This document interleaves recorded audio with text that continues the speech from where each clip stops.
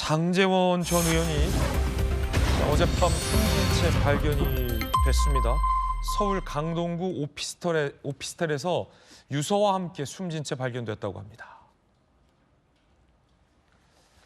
어젯밤 11시 40분쯤 서울 강동구 오피스텔에서 장제원 전 의원이 유서를 남기고 숨진 채 발견됐습니다.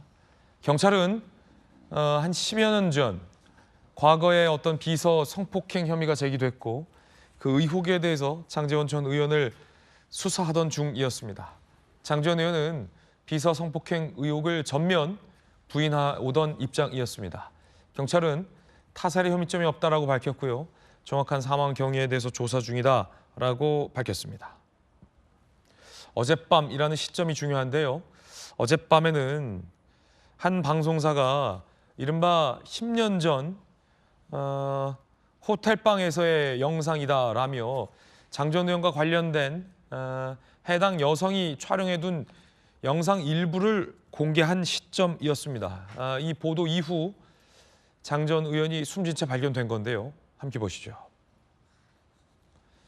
자, 이 장제원 고소인 측은 동영상 등 증거를 수사기관에 제출했다. 오늘 기자회견을 예정한다라는 얘기를 밝혔고요. 한 방송사가 당시 호텔방으로 추정되는 영상을 공개했는데요. 해당 영상은 여성이 장 전 의원의 이 구두나 장 전 의원의 휴대전화 등을 몰래 촬영한 그 영상이었습니다. 그 영상이 공개되고 장 전 의원이 숨진 채 발견이 됐습니다. 입장을 좀 한번 정리해 보면요. 장제원 전 의원은 비서 성폭행 의혹에 대해서 일관되게 부인해 왔습니다. 그리고 해당 여성은 성폭행을 당했다라고 피해를 주장해 왔습니다.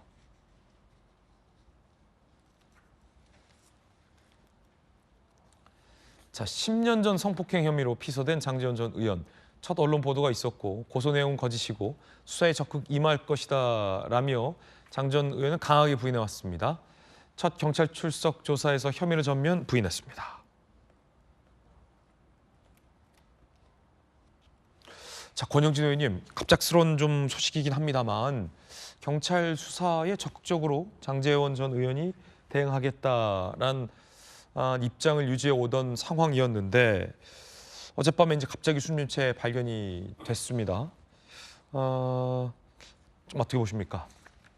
우선 너무 안타깝고 충격적입니다. 충격적이고 또 장제원 같은 경우는 윤석열 대통령 후보 시절에 비서실장으로 어찌 보면은 뭐 윤석열 대통령 정부가 들어서고는 최고의 실세다 이렇게 평가받고 또 지난 총선 때는 그 부담을 주지 않겠다라고 하면 불출마 선언까지 한 상황인데 이게 10년 전에 일이 불거져 나오면서 그 실체적 진실은 잘 모르겠습니다만은 경찰 발표로 보면은 스스로 결단을 선택한 것 같습니다. 그래서 저 얘기를 들으면서 와, 참 정치가 무상하구나, 권력이 무상하구나 이런 생각도 한편으로 들게 됐고요. 그리고 또 다른 한편으로는 다시 제 자신을 돌아보는 그런 계기로 삼아야 되겠다 이런 생각도 하고 사실 충격적입니다. 뭐 제가 더 이상 장제원 의원의 죽음에 대해서 말씀을 드리는다는 것 자체가 제 스스로 가슴 좀 먹먹하기도 하고 뭐 그렇습니다. 네. 김광선 변호사님, 이 시점을 보면 어젯밤 장제원 전 의원이 숨진 채 발견이 됐고 그 직전 그러니까 어젯밤 한 방송사가 해당 여성이 장 전 의원 몰래 촬영했다라는 그 영상을 공개했잖아요. 이제 그 영상만 보면 장제원 전 의원이 이제 해당 여성에 대해서 성폭행을 했다라는 의혹을 장 전 의원은 부인하고 있고 해당 여성은 일관되게 성폭행을 당했고 그 직후 그 방을 빠져나와 해바라직 센터에 가서 해당 피해 사실에 대해서 얘기를 했다라고 입장을 일관되게 유지하고 있어서 경찰 수사가 지금 마무리는 안 된 상황인데 그 보도 영상 공개 이후에 장 전 의원이 이제 숨진 채 발견이 돼서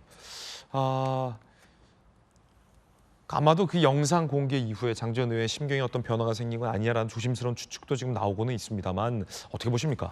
일단 장제원 의원은 이제 성폭행 관련된 부분을 부인했었죠. 예. 더군다나 그 폭행 장소와 관련해서도 그 오피스텔에 가지 않았다고 얘기를 하고 당일날 그리고 이제 집에서 잤다 그런 얘기를 하고 있었어요. 그래서 뭐 그곳에 가지 않았다고 하면 성폭행이 이루어질 일 없는 거 아니겠습니까?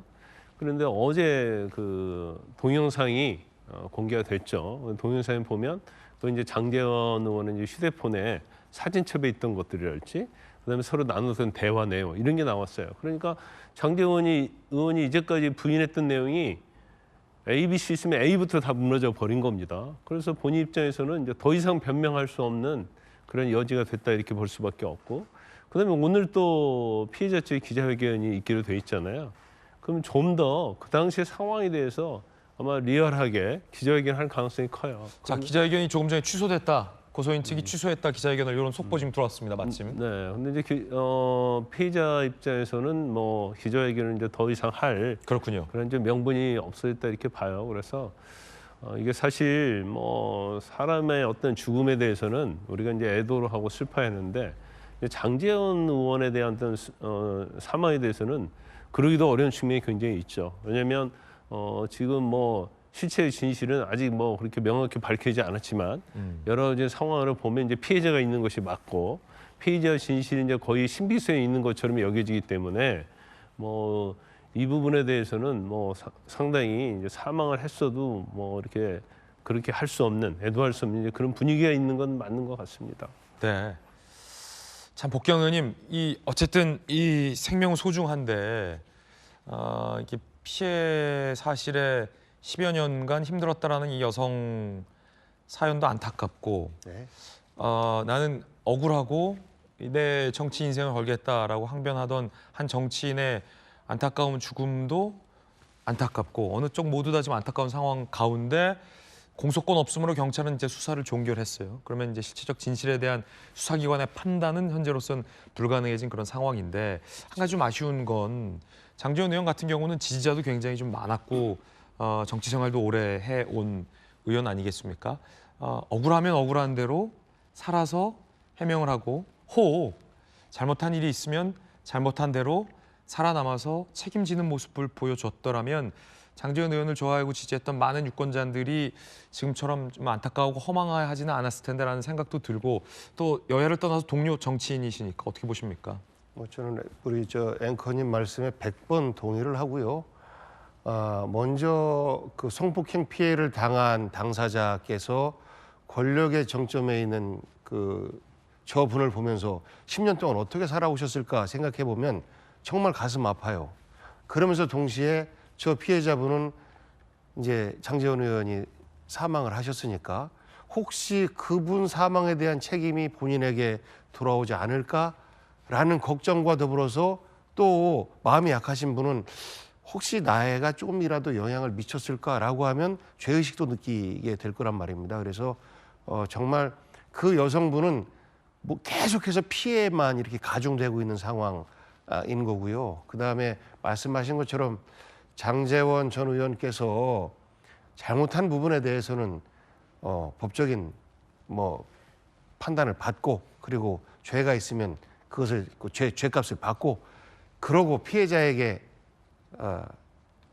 잘못을 빌고 용서를 받고, 이런 노력들을 하는 것이 저는 그래도 우리 사회의 지도자로서 살아오셨던 그분이 취해야 할 자세 아니었던가라는 아쉬움을 갖습니다. 물론 인간적으로 이제 그동안 본인이 여러 가지 부인도 해왔고, 그리고 공적인 삶을 살아온 것이 큰데, 이러한 이제 인생의 부끄러운 부분 때문에 본인이 이제 우리 사회 속에서 이야기거리가 되고 하는 것에 대해서 우선 자기 가족분들 또 자기 자신에게도 얼마나 부끄러웠겠습니까?